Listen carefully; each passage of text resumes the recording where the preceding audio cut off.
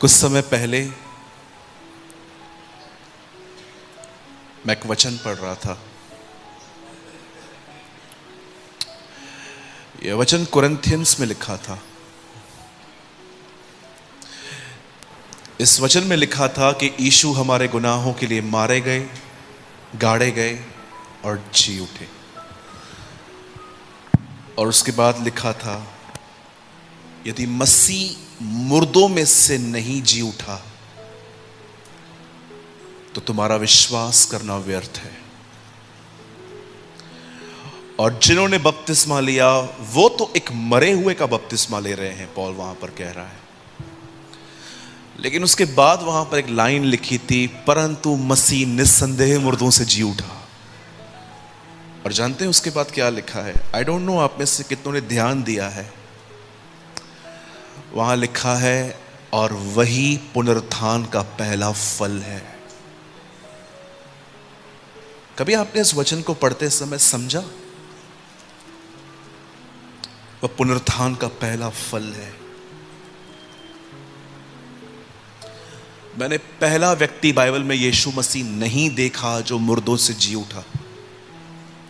मैंने उससे पहले भी मुर्दों से जी उठने की कहानियां बाइबल में ही पढ़ी।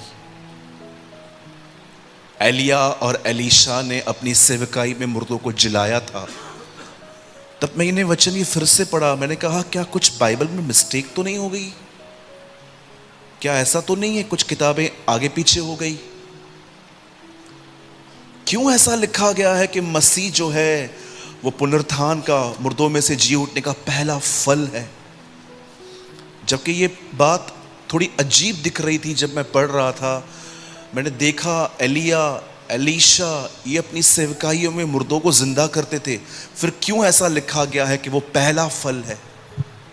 सदैव याद रखें, जिन लोगों को नबियों ने जिंदा किया वो लोग जीवित होके फिर मरे, लेकिन हमारा खुदा जी उठने के बाद कभी नहीं मरेगा।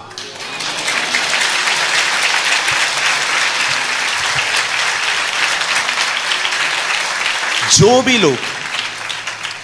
भी लोग जी उठे वे फिर मरे। इवन लाजर मरा, फिर लाजर मरा, जी उठा, फिर मरा।